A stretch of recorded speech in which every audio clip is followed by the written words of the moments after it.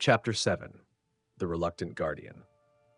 Kael had intended to leave the very moment he turned his back on the mother and child, because in this decayed world, where every alley could turn into a grave, stopping meant binding himself to a burden he no longer had the strength to carry.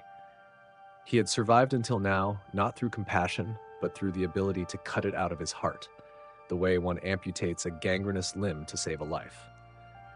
Yet after walking a few dozen meters, Kael suddenly realized his legs were no longer obeying him. They slowed, then stopped entirely, as if something invisible were tugging at him from behind. He turned around, his eyes instinctively searching the shadows near the collapsed wall, where a woman was gasping in pain, and beside her a small child with eyes so clear they looked utterly out of place amid the ruins of this world. Kael clenched his jaw, telling himself it was not his responsibility, that hundreds had already died out there whom he could not save, and that these two were nothing more than another number. But even as his reason screamed at him, his feet carried him back, step by heavy step, as though each one were a betrayal of the person he had forced himself to become. He knelt beside the woman and examined her wound with movements so practiced they seemed cold. A shard of metal had pierced her hip. Not too deep, but badly infected, and without treatment, death was only a matter of days. Kael said nothing. He rummaged through his pack, took out a few relatively clean strips of cloth and a small amount of disinfectant, looted from an abandoned medical station the day before, and began to work. The woman clenched her teeth and endured it without a sound, only letting out a very soft groan when the pain became too much. The child sat close by, arms wrapped around her knees, eyes wide as she followed his every movement. There was none of the fear one would expect, only a vague, groundless trust that made Kael's throat tighten. "Don't look," he said, his voice low and hoarse. But Aaliyah did not turn away. She only shook her head slightly, as if afraid that if she looked away, the man in front of her would disappear like all the others. When he finished bandaging the wound, Kael leaned back against a broken slab of wall and let out a long breath. He surveyed the surroundings, assessing the terrain with survival instincts etched into his bones, a narrow entrance that could be blocked, a cracked but still intact concrete ceiling, an escape route at the rear if retreat became necessary. Not safe, but temporarily acceptable.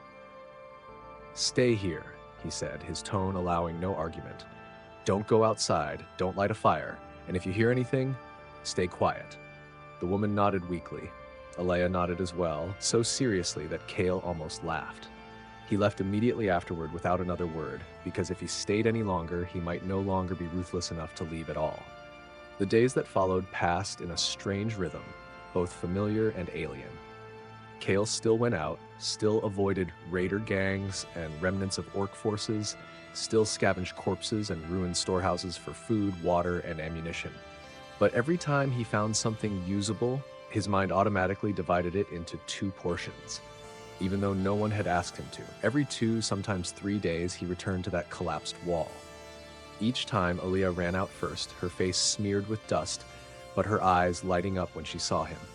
She never asked where he went, never asked why he disappeared, and then came back. She simply accepted the food he handed her and smiled, as if it were the most natural thing in the world. The mother gradually grew stronger, though she remained weak. She began speaking with Kael more often, sometimes offering nothing more than fragmented thanks, sometimes sharing disjointed stories about life before, about a city once blazing with lights, about peaceful evenings that now sounded like fairy tales. Kael said nothing about himself. He only listened, and in those rare moments, the roar of war seemed to recede, giving way to something fragile yet warm, a feeling he had thought he had lost forever. But this world had never allowed people to remain at peace for long. The first signs were vague. Explosions farther away than usual, faint tremors in the ground at night, columns of black smoke rising on the horizon where there had been none before.